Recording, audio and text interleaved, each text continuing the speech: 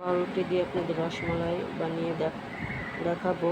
আর ছোটো মুখা লাগবে, ছোটো ছোটো করে।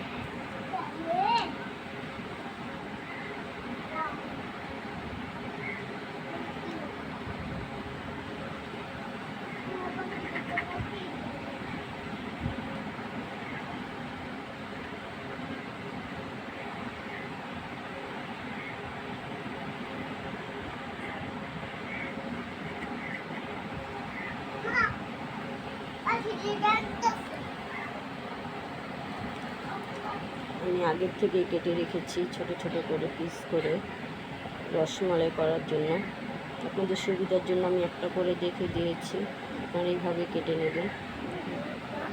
নামিয়ে আধা কেজি দুধ নিয়েছি, এটাকে আমি এখন জাল করে ঘন করব।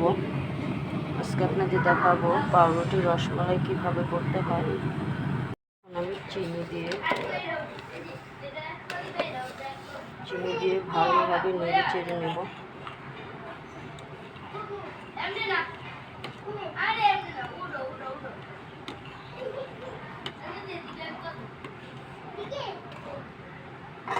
এখন আমি পাউরুটি আগে থেকে গুঁড়ো করে নিয়েছি দুধে দেওয়ার জন্য। এটা দিলে দুধটা ঘন হবে।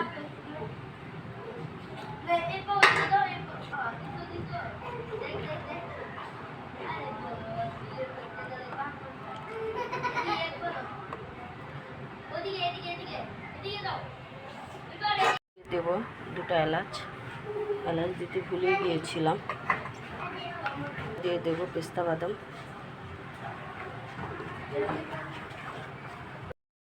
এখন আমি দুধটাকে নামিয়ে নেব, নামিয়ে ঠান্ডা করে তার রস রুটির উপর ঢেলে দেব।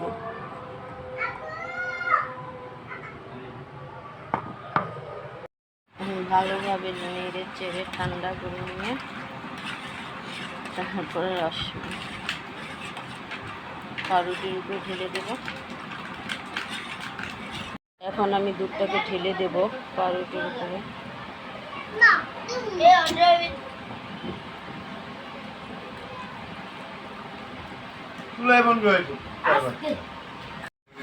এখন আপনাদের কেটে একটা দেখাবো রসমালাই কেমন হয়েছে।